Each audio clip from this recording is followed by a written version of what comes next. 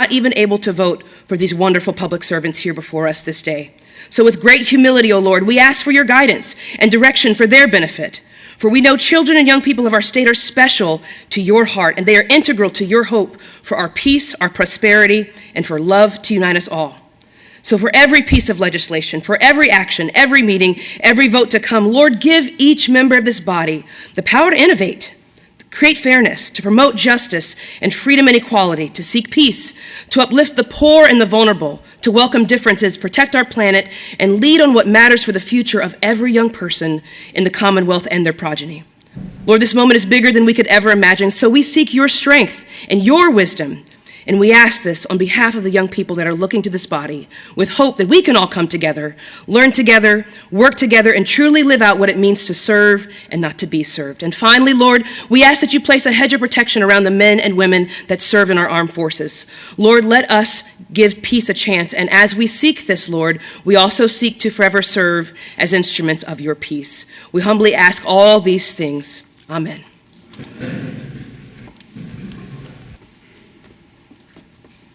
Allegiance to the flag of the United States of America and to the republic for which it stands, one nation, under God, indivisible, with liberty and justice for all.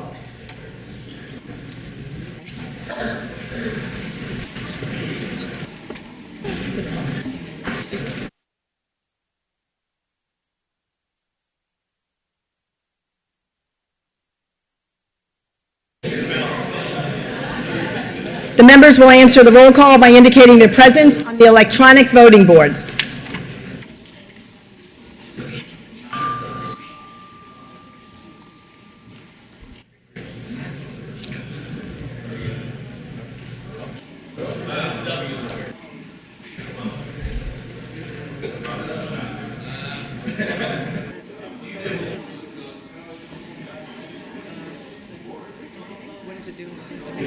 There's one right there. You? The clerk will close the roll. Madam Speaker, a quorum is present.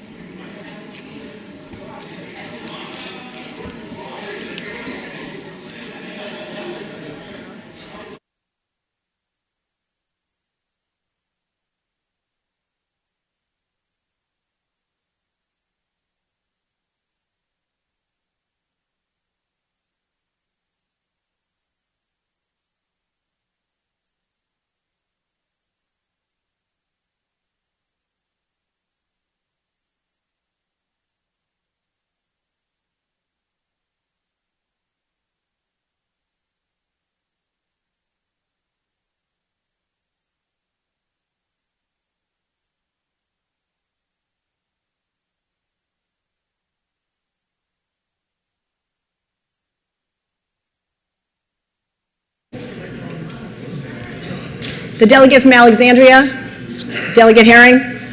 Thank you, Madam Speaker. I rise for a motion. So be it. Madam Speaker, I move that the House stand in recess for 30 minutes. So we will come back at 12:36. The House will stand in recess. We'll be back in 30 minutes. Oh, Motion. Actually, we'll need to vote on it. All those in favor? Aye. All those opposed? The House stands in recess for 30 minutes. Madam Speaker, could the Delegate from Shenandoah, clerk Delegate Gilbert. announce that the House Republican Caucus will meet downstairs immediately? The House Republican Caucus will meet downstairs immediately to adjourn recess, and the Senate.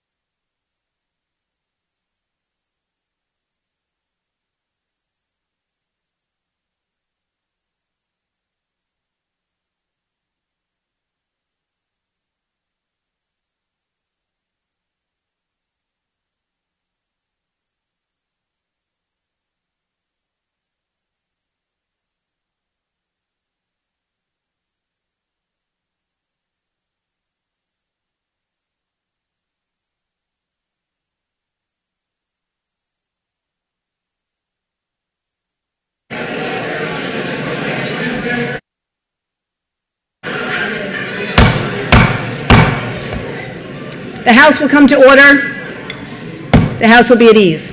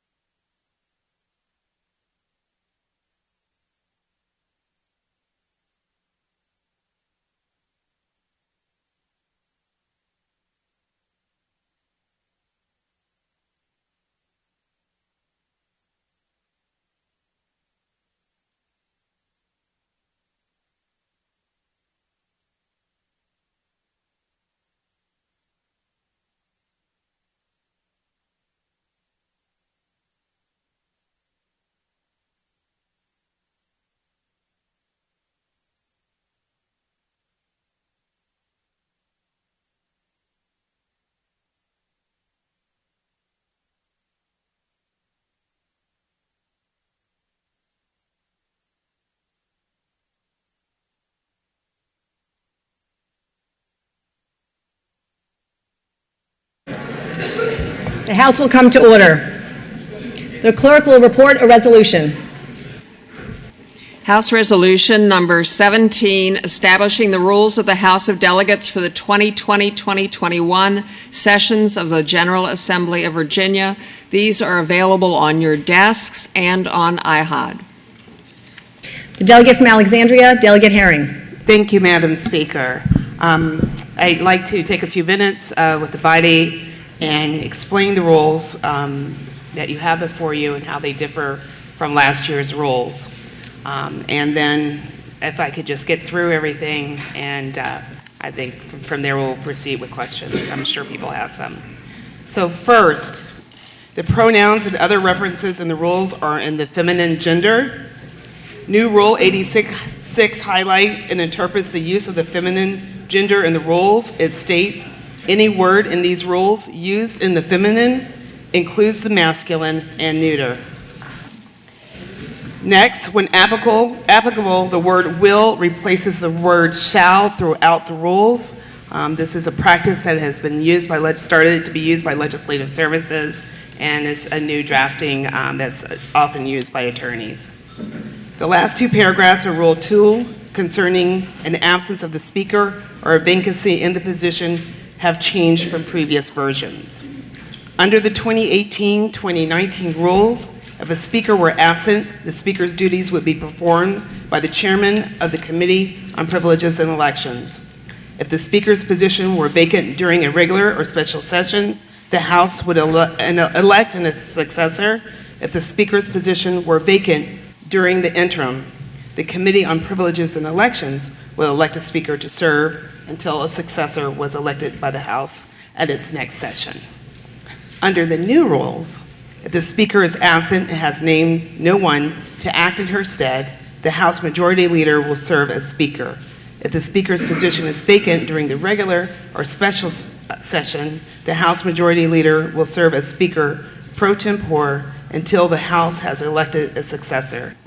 If the Majority Leader is unable or unwilling to assume the Speaker's duties when she is absent or there is a vacancy, the duties of the Speaker will be performed by a member of the Majority Caucus of the Committee of Rules, taking precedence in the order named by the Speaker. If the Speaker's position is vacant during the interim, the Committee on Rules will elect a Speaker who will serve until a successor is elected by the House at its next session.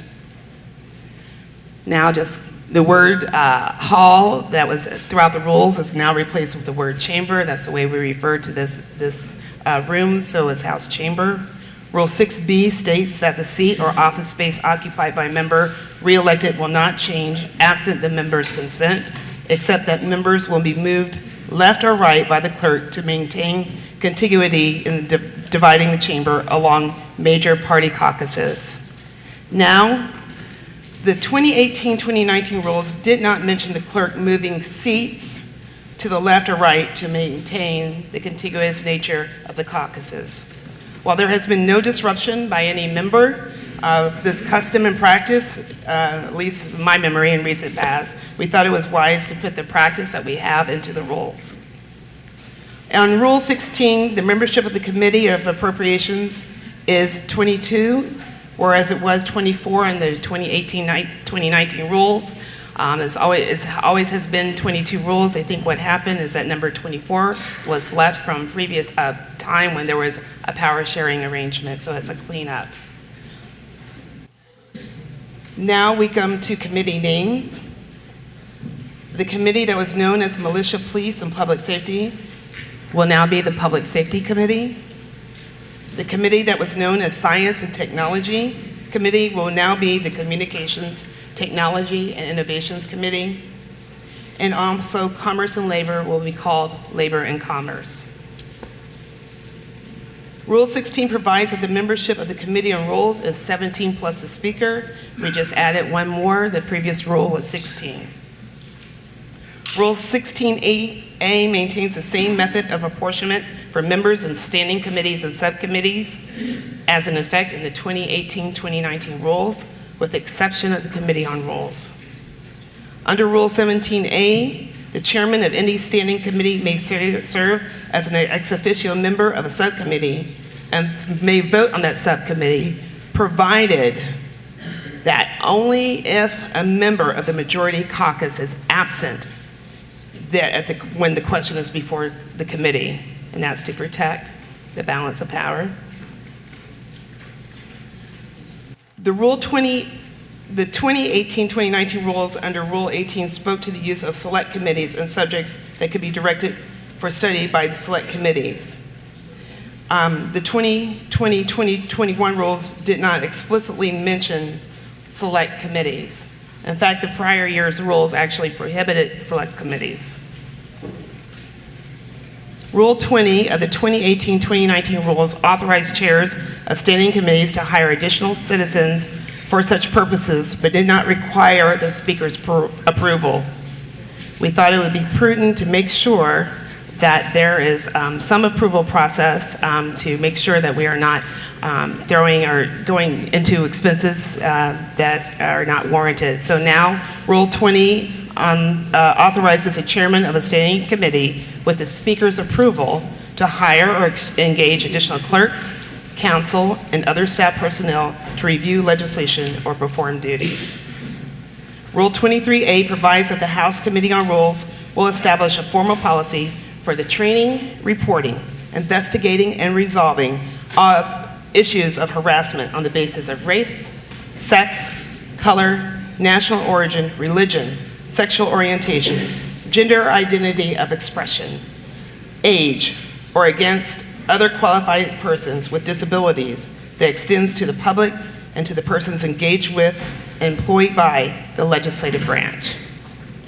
Rule 81 of the rules of 2018-2019 stated that the rules would remain in effect for 2 years, coinciding with the terms of members.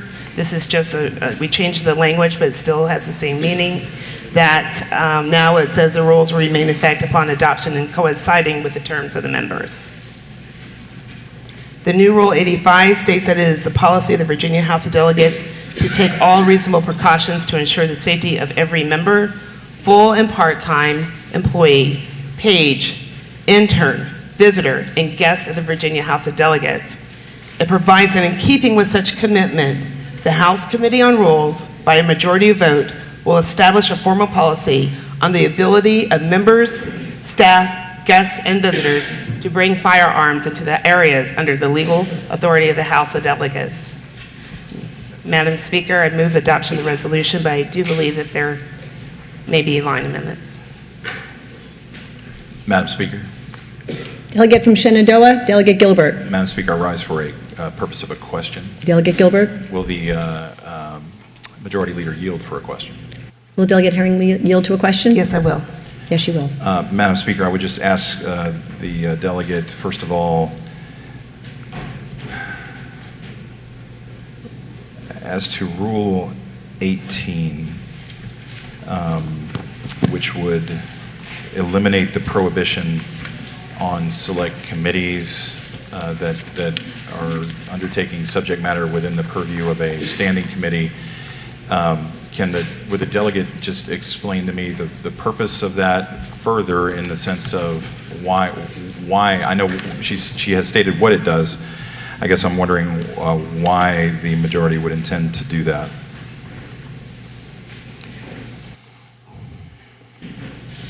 Well, I'll give the minority leader, I'm sorry. I want to give the delegate some background. Madam Speaker, if I may respond. Yes, Delegate Herring. Madam Speaker, we simply deleted the restriction on the appointment of the select committee. If the members remember, 2 years ago, after the Parkland shooting, then Speaker Cox did appoint a select committee.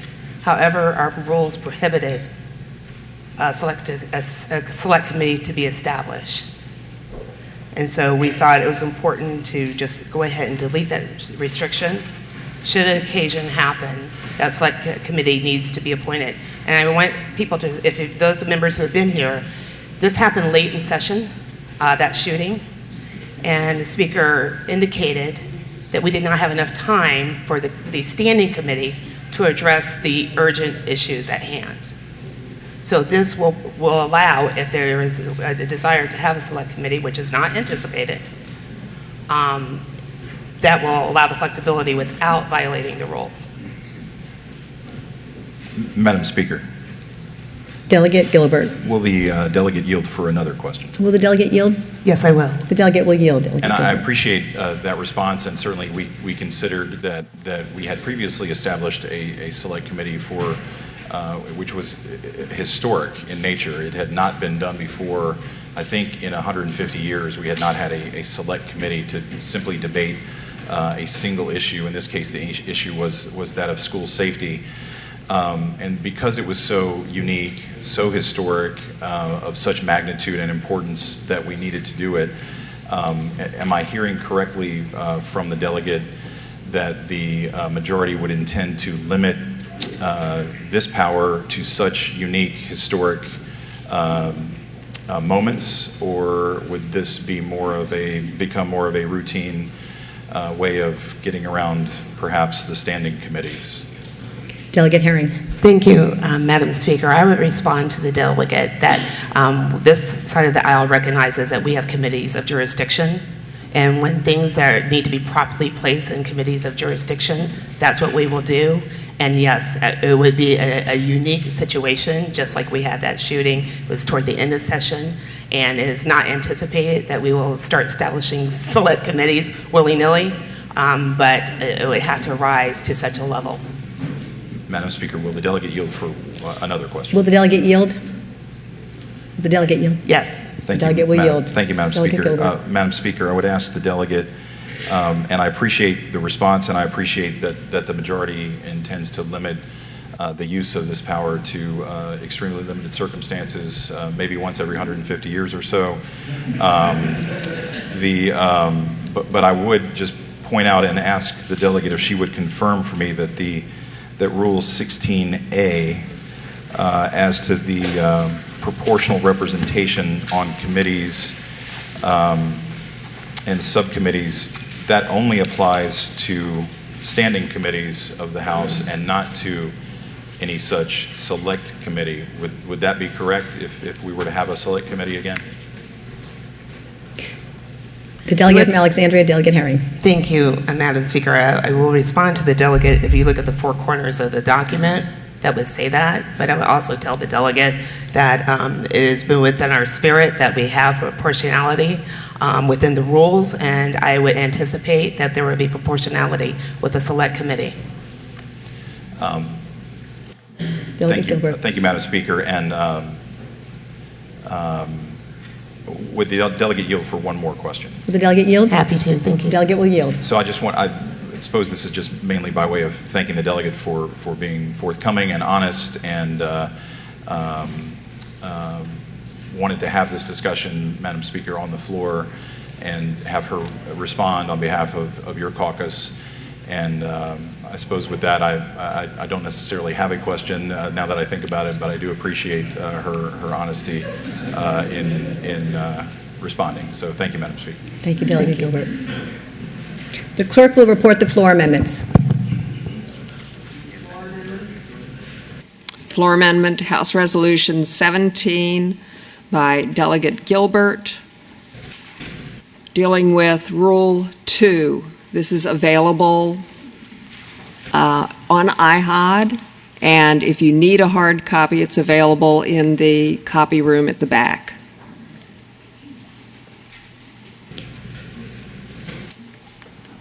Madam Speaker. Delegate from Fairfax, Delegate Marcus Simon. Madam Speaker, parliamentary inquiry, I think that maybe Delegate Warren was about to get to. Is the clerk going to read at least a short line about what the amendment is? No. Okay. Madam Speaker, parliamentary inquiry. Yes, Delegate Orrock. Would the clerk be able to read the line number to where the amendment would be applicable? Delegate Orrock, the clerk will read the line item of the floor amendment. Line 25 introduced after strike all of the lines 25 through 58 and insert. and then there is new language. Delegate from Fairfax County, Rise for Delegate motion. Simon. Rise for motion. Delegate Simon. I move that that the amendment be passed by.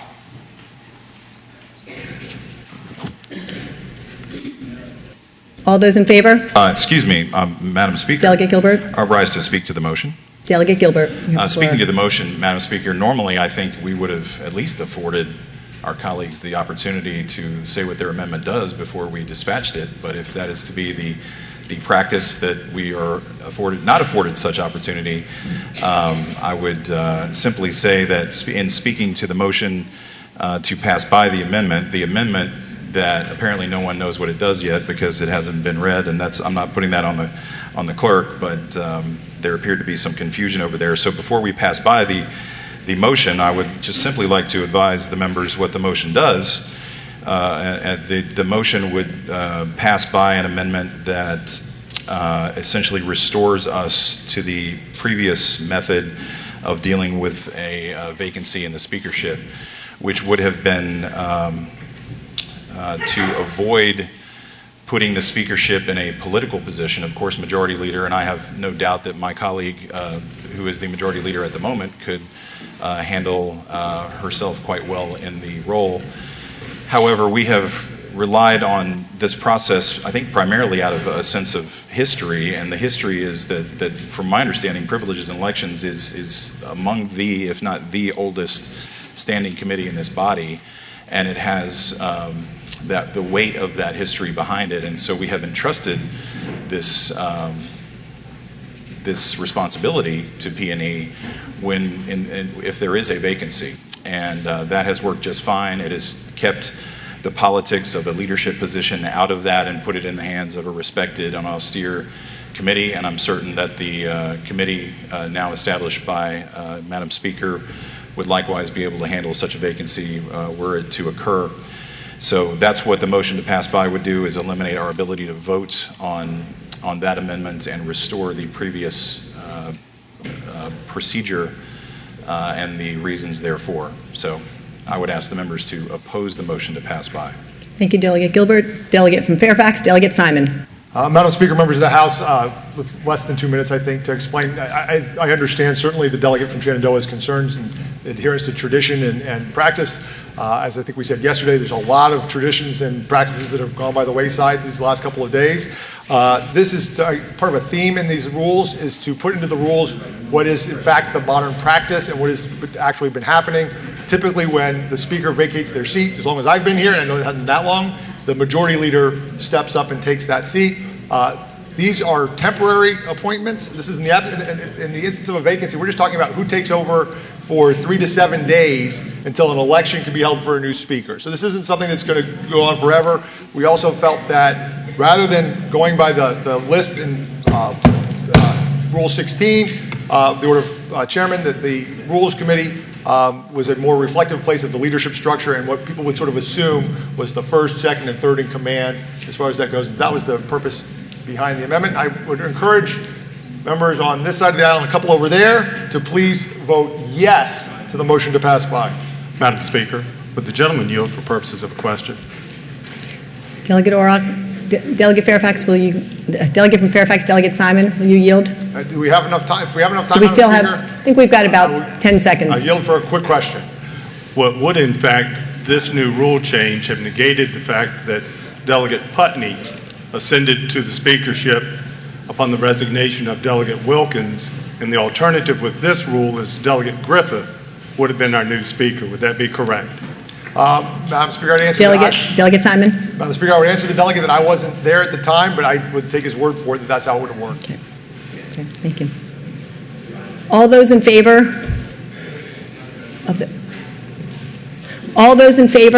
of the amendment, of the motion to pass by amendment, we'll say aye. Aye. All those opposed? No. Okay.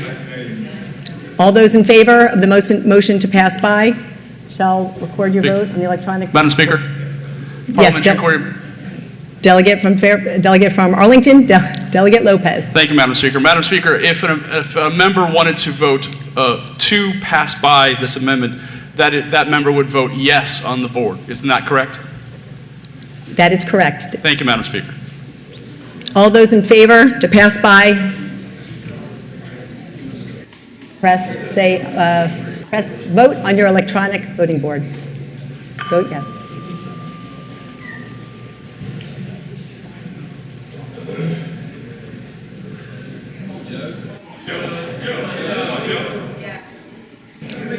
The clerk will close the roll. Ayes 55, nays 45, abstentions 0. Ayes 55, nays 45. Vote to pass by passes.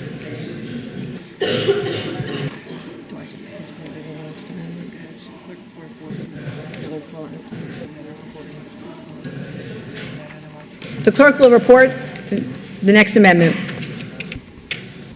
Second amendment offered by Delegate Gilbert to House Resolution 17, dealing with Rule 23A, and because this is a very short amendment, I will read it.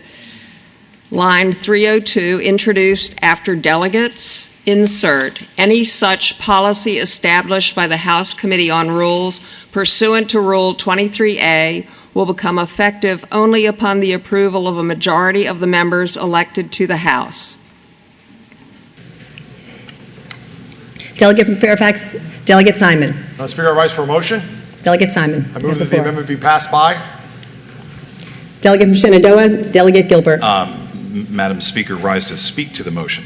Delegate Gilbert, you have the floor. And Madam Speaker, apparently we have established a new policy. So the new policy is that I do not get to explain my amendment before. Delegate Gilbert, you have the floor to explain. I understand. Well, I'm speaking to the motion, Madam Speaker, and I will do that. So everyone heard the amendment articulated, and what we are missing out on doing is voting on a policy to be able to vote on this policy that everybody apparently thinks is extremely important. I don't know why any member of this body would want to give up the ability to vote on such an important policy, and there may be a reason to do it. But to relegate this type of policymaking that appears to be extremely important to everybody in the body for one reason or another to the Rules Committee just seems like a very big step backwards in terms of transparency and good government and all the things we hear out on the campaign trail about how we should govern and do things. And if we're going to establish a policy like this, then by golly, if we're all going to be subject to it and our employees subject to it, we should be able to vote on it and not have a few people at whatever hour of the day or night institute a policy that we all have to abide by when none of us are going to have a say in it. So our say in it is apparently these 2 minutes on the motion to pass by, and I don't think that is a good way to govern, and we're not off to a good start on transparency in government today, Madam Speaker. So thank you. I would ask the members to oppose the motion to pass by. Thank you. Delegate from Fairfax, Delegate Simon. Madam Speaker, speaking to the motion to pass by. Delegate Simon, you have the floor. Madam Speaker, I would say that I have a very different memory from my seat of how we've handled motions to pass by, and I can recall more than one instance where the very first person to speak was the delegate from Caroline before I was able to get a word out. So I don't think we've breached any protocol or tradition as far as that's concerned, and I'm somebody who's got some experience with that. I will also say regarding the delegates' concerns about this happening in the dead of night behind closed doors, having spoken to the chairman of the Rules Committee, I believe the intent is for this to be a fairly public and transparent process. This is going to be an item that will be on the Rules Committee docket, which will be advertised. And in fact, we've moved the Rules Committee out of the sort of secretive little conference room on the 6th floor into one of the more public meeting rooms. So there'll be an ample opportunity for people to see this process go down, to have input on it, and to see how it goes. But we also thought it was important that we not get the whole rules bogged down and everything in the rules bogged down with trying to wordsmith a policy in these rules that can only be changed and amended through a very sort of difficult process. And so we thought that having the Rules Committee do it gives it flexibility, gives the right balance between input of the members, inputs of the public, doing it in a transparent way, with also giving us the flexibility to adapt to the needs of the particular time. And so, Madam Speaker, I would hope that it would be the will of the body to pass, and that would be vote green and yes on this motion to pass by the delegates' floor amendment. Madam Speaker. Yes, Delegate Bell. Would the gentleman from Fairfax yield to a question?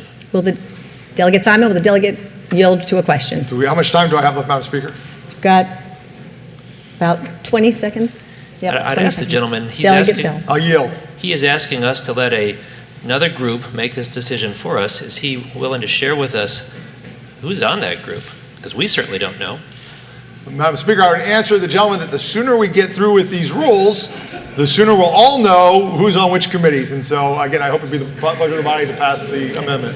Thank you, Delegate Simon. The time is up.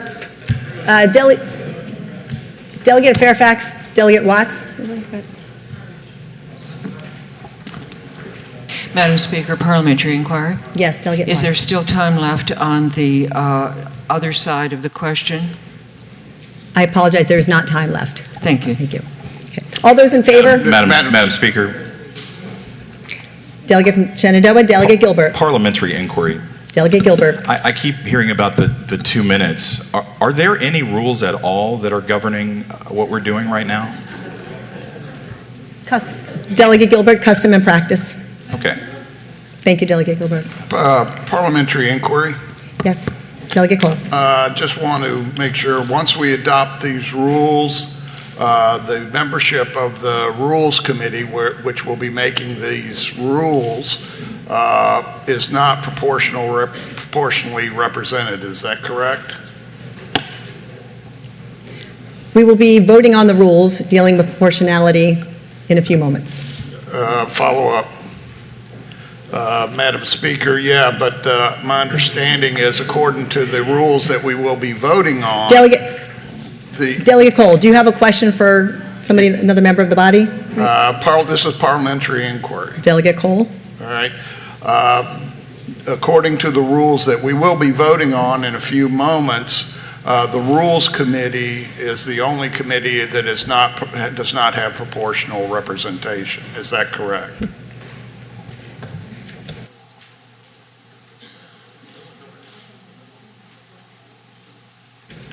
As the delegate from Fairfax stated earlier, as soon as we finish here, I will be assigning and announcing the committees, including Committee on Rules. All those in favor of to pass by the amendment will say aye. Aye. All those opposed? No. Okay.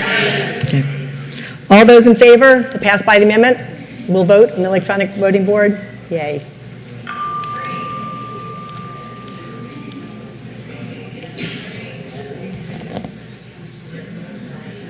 The clerk shall close the roll.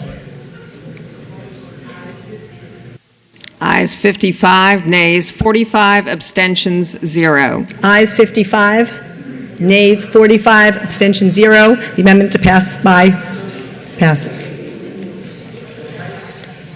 Motion to pass by. The clerk shall report the third floor amendment. Third floor amendment offered by Delegate Gilbert to House Resolution 17, line 719, strike all of lines 719 through 728. Delegate from Fairfax, Delegate Simon. Madam Speaker, I rise for a motion. Delegate Simon. I move the amendment be passed by. Delegate from Shenandoah, Delegate Gilbert. Thank you, Madam Speaker. Speaking to the motion, please. Delegate Gilbert. Thank you, Madam Speaker. You know, the reason to have put forth an amendment here was similar to Rule 23A. Rule 85, you know, there's lots of reasons why we should not let the Rules Committee just make rules that none of us have to ever vote on or be accountable for, but are nonetheless subject to and make others subject to. So in terms of transparency, good government, all the other reasons why you do this in the light of day, we've thought very strongly that the Rules Committee should not be doing those things. Moreover, the reason why we struck this policy entirely, it's unnecessary. I think the amendment is poorly drafted. We could not figure out in talking about it for a couple of hours which parts of the Pocahontas building this would apply to and which it would not. Does the House of Delegates have the ability to decide that you can bring, for instance, a firearm you can't bring one into your office, but the common areas, we don't govern those. We know we govern this chamber, but the Pocahontas building is referenced in here. We don't know which parts. So the confusing nature of it generally, I think, led us, instead of trying to fix it, to move to strike it. And that leaves aside the reasons why we would not want to unduly disarm citizens who are visiting the Capitol, who may have to come and go from our Capitol at whatever hour and be subject to the whims of criminal activity such as they may occur outside and inside our boundaries. And that is a discussion for another day, I'm certain, Madam Speaker. But I would ask the body to reject the motion to pass by the amendment. Delegate from Delegate from Fairfax, Delegate Simon. Button. Madam Speaker, members of the House, I would simply encourage the body to please support the amendment to pass by. I think it is a good idea to have the Rules Committee making rules. And so, again, I hope it'll be the will of the body to pass by this amendment. All those in favor to pass by the amendment? Aye. All those opposed? No. Okay. All those in favor to pass by the amendment? Vote aye. On the electronic board. The clerk shall close the roll. Ayes 55, nays 45, abstentions 0. Ayes 55, nays 45, abstentions 0. The motion to pass by passes.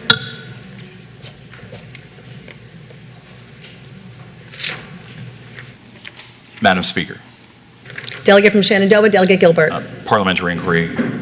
I believe the delegate from Alexandria has made the motion to adopt the rules. Is that not correct? Delegate, Yes. Delegate from Alexandria, Delegate Herring. Yes, and I think the minority leader, I will repeat my motion. I move that we adopt the resolution. Madam Speaker. Yes, Delegate Gilbert. Speaking to the motion. Delegate Gilbert, you have the floor. Madam Speaker, just revisiting some of the issues that we've just passed by without debate, without scrutiny, we are changing fundamentally the way we replace a speaker, and the unfortunate possibility that would be necessary.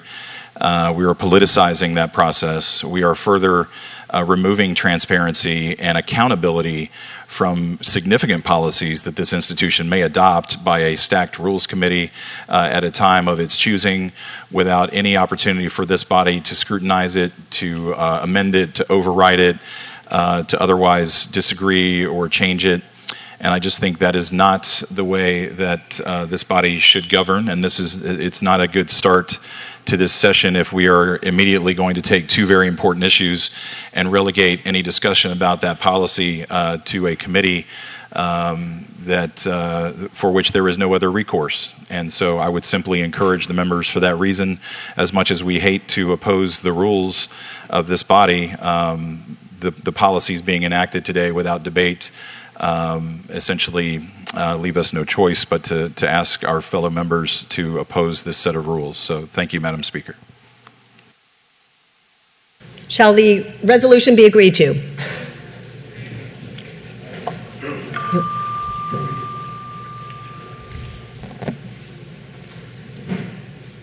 The clerk shall close the roll. Ayes 55, nays 45, abstentions 0. Ayes 55, nays 45, abstentions 0. The resolution is agreed to. Does the clerk have any announcements? As a reminder, all budget amendments must be submitted to the House Appropriations staff on the 13th floor of the Pocahontas building by 5 p.m. tomorrow. Just to make sure everybody heard that, all budget amendments must be submitted to the House Appropriations staff on the 3rd floor of the Pocahontas building by 5 p.m. tomorrow. Budget amendment forms are available on DELA and the Appropriations Committee website. Meetings this afternoon. There is a budget briefing 1/2 hour after adjournment today in the shared committee room in the Pocahontas building. The Gun Violence Prevention Caucus will meet today at 3 p.m. in Senate Subcommittee Room 1 on the 5th floor of the Pocahontas Building.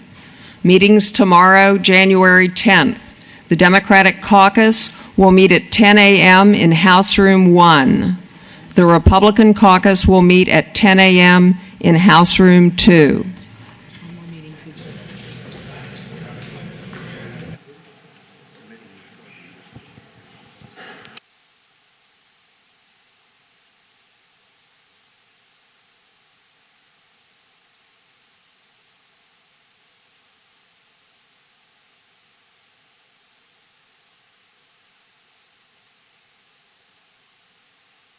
The House will be at ease. Madam Speaker,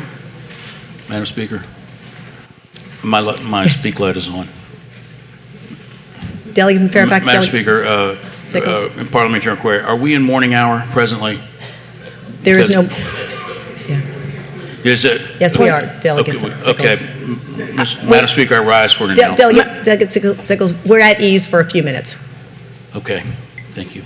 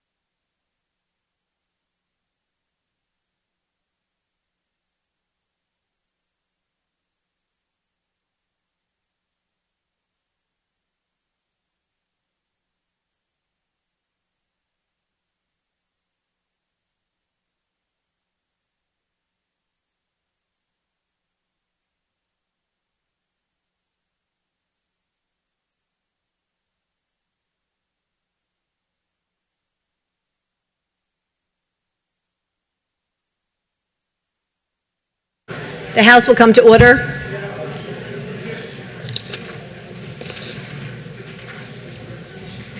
Delegate Sickles, as we're in morning hour, did you have an introduction? Delegate Fairfax. Madam Speaker, I rise for an announcement. Delegate Sickles. Thank you, Madam Speaker. On my desk is a co-patron list for something that I circulated yesterday, commending the U.S. national women's team on their spectacular World Cup victory. And I'm going to hand it in here. If you want to sign on it, it's got a large bipartisan support. If If you would like to sign on it, please do so now. Thanks, Madam Speaker. Thank you, Delegate. Madam Speaker. Yes, Delegate Orrock. Madam Speaker, I rise for the purpose of a motion. Delegate Orrock. Madam Speaker, I would move that House Bill 192, a bill of mine, be stricken from the calendar.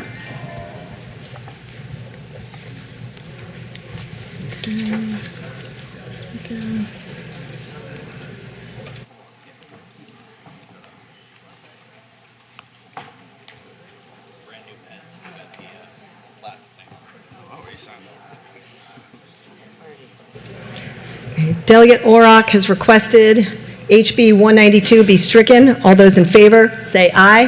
Aye. All those opposed?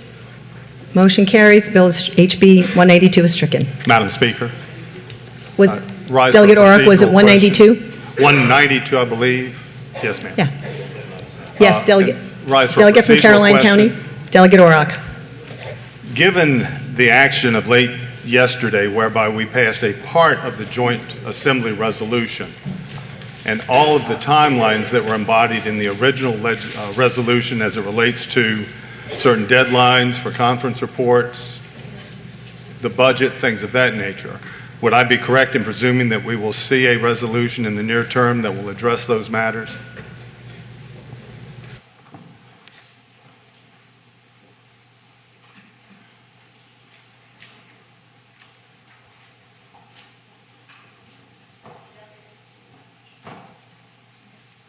The House will be at ease.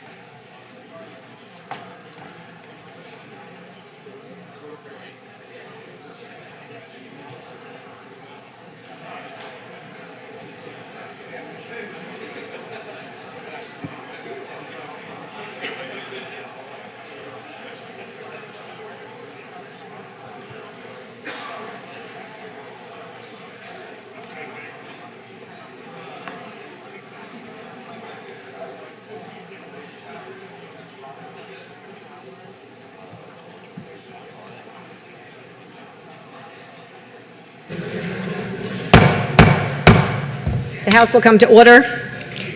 The other body apparently has adjourned for the day. So we're awaiting action from the other body as well, and we will hopefully have information and be able to move forward tomorrow.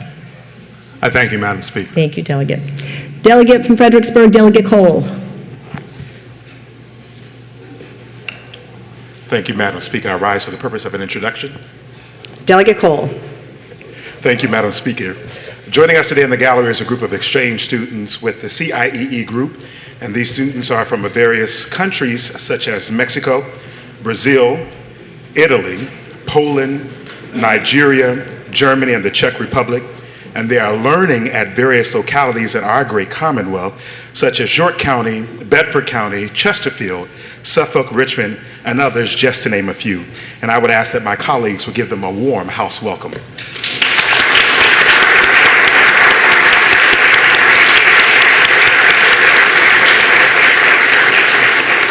Thank you, ma'am. Thank you, Delegate Cole. It's wonderful to see you all here. Hope you enjoy your day at the Capitol and Capitol Square. Thanks for visiting. Delegate from Norfolk, Delegate Lindsay.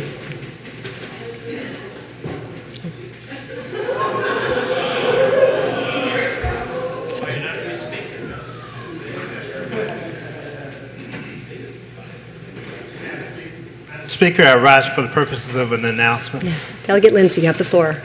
Presuming that what I've read in the paper holds true and I am appointed as chairman of P&E,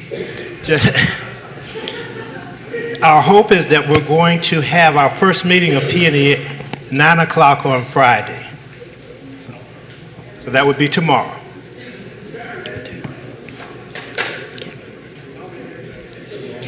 Delegate from Alexandria, Delegate Herring.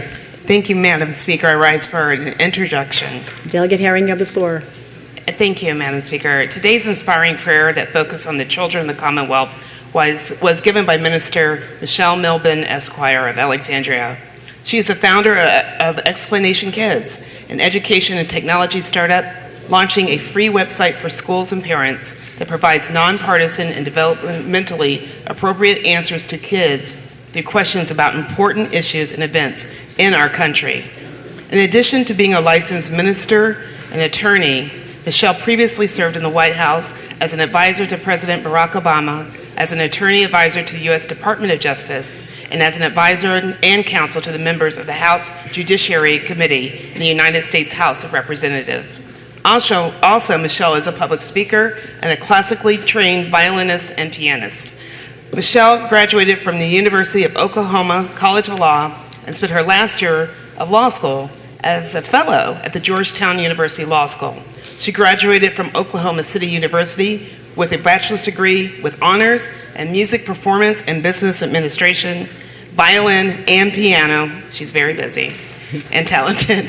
Michelle serves in her local community ministering at National Community Church in Northern Virginia. She also serves on the board of Alexandria's Carpenter Shelter, the Boys and Girls Club in DC, and the Urban Alliance of Northern Virginia. She is a 2017 Top 40 Under 40 awardee by the Alexandria Chamber of Commerce, and in her spare time, Michelle enjoys participating as a vocal performer for events like the Kennedy Center Honors, providing background vocals alongside music legends such as Diana Ross, Bruce Springsteen, Steven Tyler, and Garth Brooks. I ask that the members give Minister Milburn a warm house welcome. She may not be here, but I hope you all enjoyed the prayer.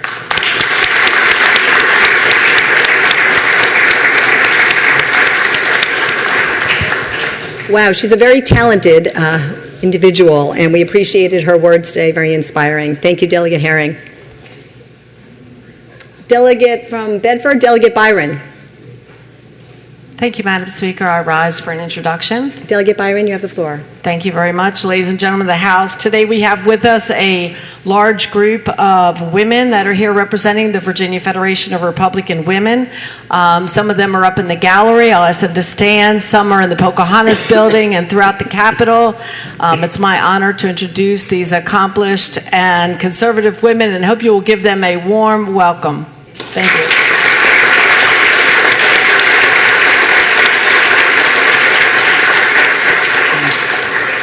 Thank you. Great to see the Virginia Federation of Republican Women. Thank you for being here today. Hope you enjoy your day at the Capitol Square. Delegate from Newport News, Delegate Price. Madam Speaker, I rise for an announcement. Delegate Price, you have the floor. Thank you. As you'll remember, if you were here, last year we collected toiletries, and because of your generosity, we were able to give more than 100 packets of smaller toiletries to the homeless during the winter when they come into the program that we call Port Back Home. And some of you all gave full-size toiletries, which we were able to support and also give to families that were in need. Because of the response, we would like to continue that this year. So you can bring travel size and full size toiletries to right outside of our office beside the administrative assistant and the second floor, 227. Thank you. Thank you, Delegate Price. Madam Clerk, we'll now take a moment to read the committee assignments. If everybody could get your pens out. Give everybody a moment to get your pencils out. The Speaker's committee assignments for 2020, Committee on Privileges and Elections. Delegate Lindsay, Chair. Vice Chair Simon. Delegates Sickles, Rasool, Price, Krizak, Levine, Adams of Richmond, Van Valkenburg, Converse Fowler, Reed, Askew, Simons, Auroch, Cole of Spotsylvania, O'Quinn, Head, Rush, Adams of Pittsylvania, Bloxam, McGuire, Runyon. Committee on Courts of Justice, Chairman Herring, Vice Chair Watts, Delegates Hope, Simon, Lindsay, Sullivan, Levine, Heretic, Mullen, Bourne, Delaney, Carol Foy, Scott, Kilgore, Bell, Ranson, Leftwich, Adams of Pittsylvania, Campbell of Smith, Collins, Miares, Campbell of Rockbridge. Committee on Education, Chair Tyler, Vice Chair Guzman, Delegates Bulova, McQuinn, Keem, Rasool, Bagby, Bourne, Van Valkenburg, Subramanian, Cole of Fredericksburg, Mugler, Guy, Cole of Spotsylvania, Marshall, Robinson, Davis, Collins, McGuire, Avoli, Batten, Wampler.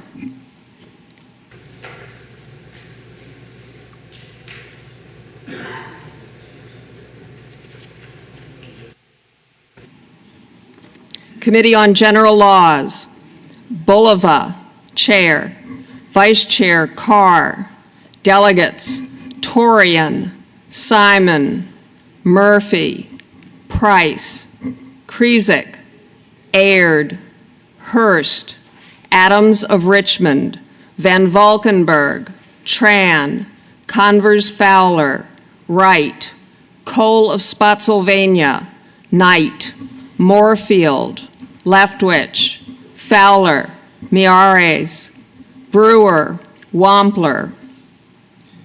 Committee on Transportation, Delegate McQuinn, Chair, Vice Chair Murphy. Delegates Watts, Ward, Carr, Bagby, Hurst, Jones, Delaney, Carter, Reed, Rome, Helmer, Bell, Austin, Adams of Pittsylvania, LaRock, Collins, Freitas, Miares, Walker, Wyatt.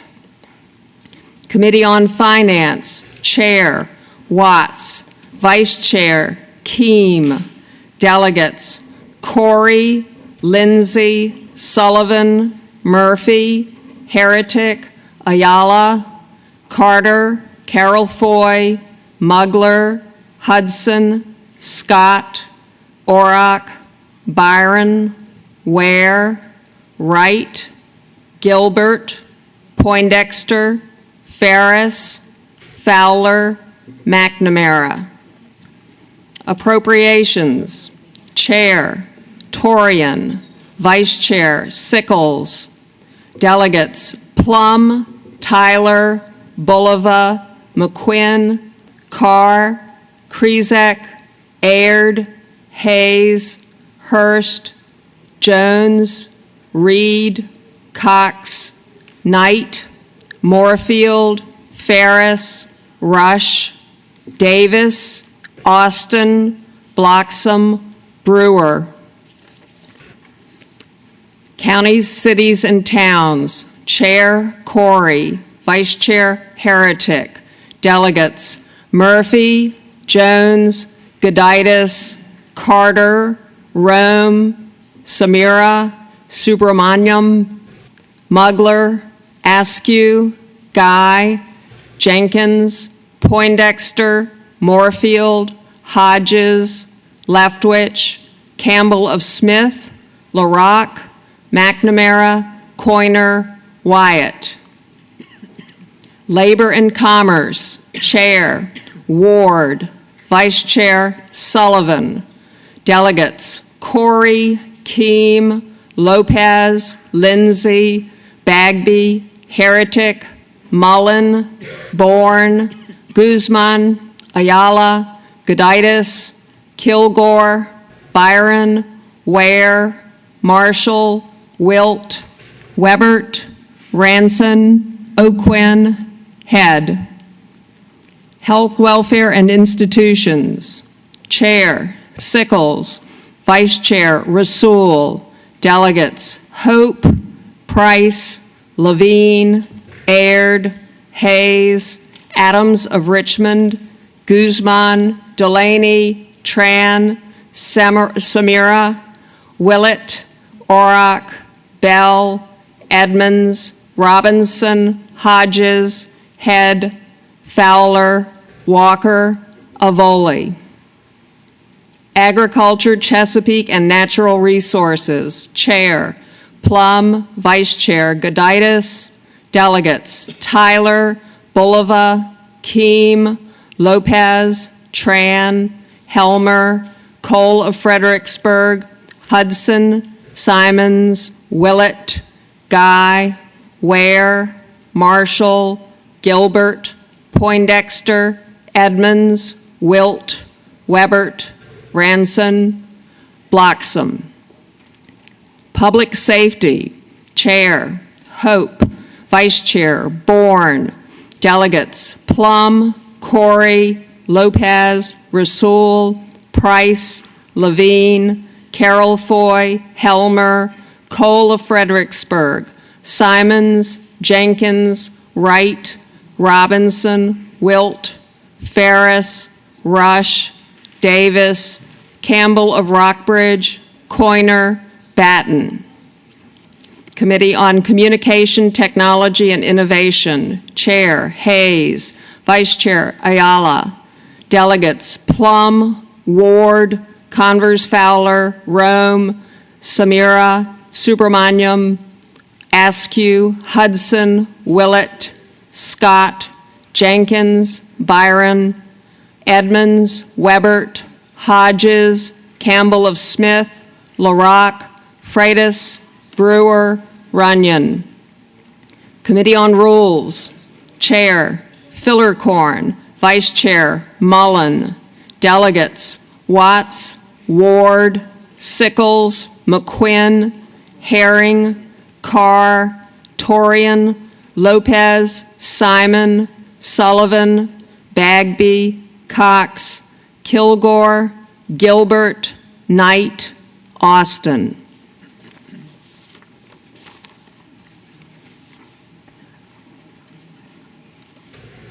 Does the clerk have any additional announcements? A couple of additional announcements. Press conference, Criminal Justice Reform in 2020, meets at 10 a.m. Friday morning in the House Briefing Room. Committee on Privileges and Elections meets Friday, 9 a.m., House Room 3 in the Capitol Extension. And as a final reminder on behalf of Chairman Torian, all budget amendments must be submitted to the House Appropriations staff on the 13th floor of the Pocahontas Building by 5 o'clock tomorrow, Friday.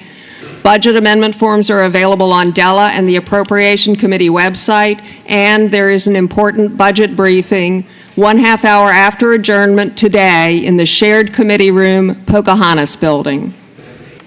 Delegate from Richmond City, Delegate Carr. Thank you, Madam Speaker. I rise for motion. Delegate Carr, you have the floor. Madam Speaker, I move to strike my bill HB 545 from the record. Delegate Carr moves to strike HB 545. All those in favor say aye. Aye. All those opposed? Motion carries. HB 545 is stricken. Delegate from Alexandria, Delegate Herring. Thank you, Madam Speaker. I rise for motion. Delegate Herring. I move that the House do now adjourn and reconvene tomorrow, 11 a.m. Delegate Herring from Alexandria moves that when the House adjourned today, it reconvene tomorrow at 11 a.m. 11 a.m. As many as favor the motion will say aye. Those opposed? The motion is agreed to. Delegate from Alexandria, Delegate Herring. Thank you, Madam Speaker. I move that the House adjourn. The delegate from Alexandria, Delegate Herring, moves that the House do now adjourn. All those in favor say aye. Aye. All those opposed? The House stands adjourned until tomorrow at 11 a.m.